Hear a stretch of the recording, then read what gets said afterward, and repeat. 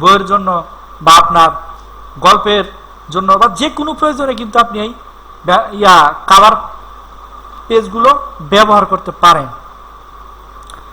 এরপর হচ্ছে আপনার আপনি যদি কোনো ব্ল্যাঙ্ক পেজ নিতে চান, ধরুন আমি এটাই কাজ করতেছি আর একটি ব্ল্যাঙ্ক পেজ আমি নিতে চাচ্ছি, তখন কিন্তু আমরা এই পেজটি নিতে পারবো। এরপর হচ্ছে পেজ ব্রেক।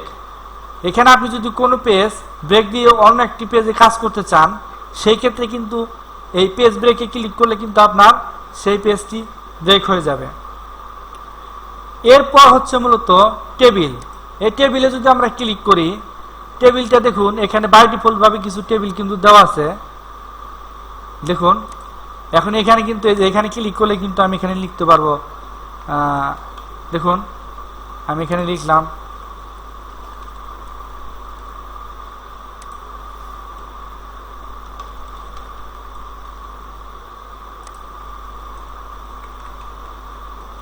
দেখুন এখানে কিন্তু আমাদের ইয়াটা কিন্তু অ্যাড হয়ে গেছে। এখান থেকে কিন্তু আমরা এটাকে ছোটও করতে পারবো, বড়ও করতে পারবো। দেখুন আর এটাকে যদি আমরা এক জায়গা থেকে অন্য জায়গায় নিতে চাই, দেখুন এই যে চিহ্নটির উপরে ক্লিক করে কিন্তু আমরা এটাকে এক জায়গা থেকে অন্য জায়গায় নিতে পারবো। দেখুন আপনারা কিন্তু এখানে বুঝতে পারছেন যে আসলে মূলত এখানে টেবিলের কাজটা কি। এটাই হচ্ছে মূলত টেবিল।